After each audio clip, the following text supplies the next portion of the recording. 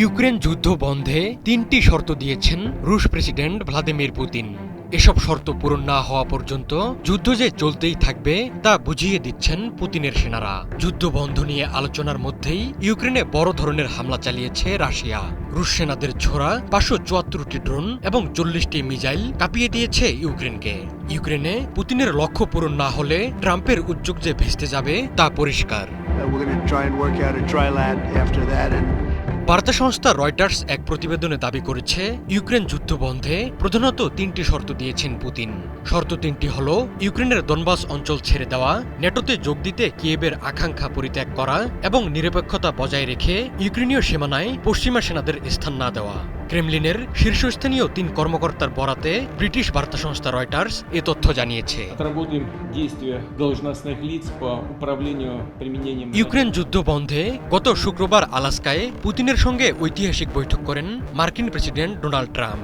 Walton BLDC fan খরচ বাঁচে 65% পর্যন্ত। ওয়ালটন বিএলডিসি ফ্যান ছড়ায় স্বস্তির সবুজ হাওয়া। নাম প্রকাশে অনিচ্ছুক সংশ্লিষ্ট কর্মকর্তারা জানান, প্রায় ৩ ঘন্টার বৈঠকের বড় অংশ জুড়েই ইউক্রেন ইস্যুতে সম্ভাব্য সমঝোতা নিয়ে দুই নেতার মধ্যে আলোচনা হয়। বৈঠক শেষে সংবাদ সম্মেলনে পুতিন বলেন, এই বৈঠক ইউক্রেনে শান্তি প্রতিষ্ঠার পথ খুলে দিতে পারে। তবে ট্রাম্প ও পুতিন কেউই আলোচনার বিস্তারিত প্রকাশ করেননি। পরে সোমবার হোয়াইট হাউসে ইউক্রেনের প্রেসিডেন্ট ভলোদিমির জেলেনস্কি ও ইউরোপীয় নেতাদের সঙ্গে বৈঠক করেন ট্রাম্প।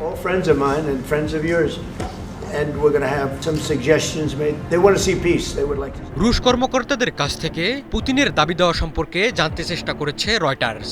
বার্তা সংস্থাটি বলছে, পুতিন তার আগের অবস্থান থেকে কিছুটা সরে এসেছেন।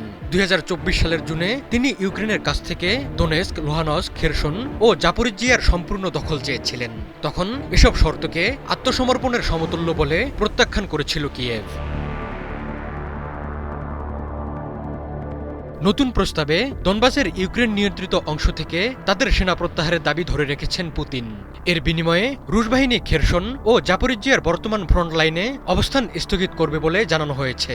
বর্তমানে দনবাসের প্রায় ৮৮% এবং খেরসন জাপোরিজিয়ার প্রায় ৭৩% এলাকা রাশিয়া নিয়ন্ত্রণ করছে।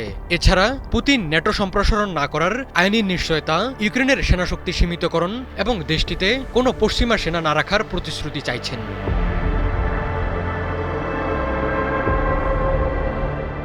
তবে কিয়েভ জানিয়েছে, আন্তর্জাতিকভাবে স্বীকৃত ভূখণ্ড ছেড়ে দেওয়ার প্রশ্নই ওঠে না। প্রেসিডেন্ট ভলোদিমির জেলেনস্কি বলেন, দনবাস ইউক্রেনের প্রতিরক্ষা দুর্গ এবং এখান থেকে সরে আসা মানে দেশের অস্তিত্ব ঝুঁকির মুখে ফেলা। নেটোতে যোগদানের লক্ষ্যও ইউক্রেনের সংবিধানে অন্তর্ভুক্ত।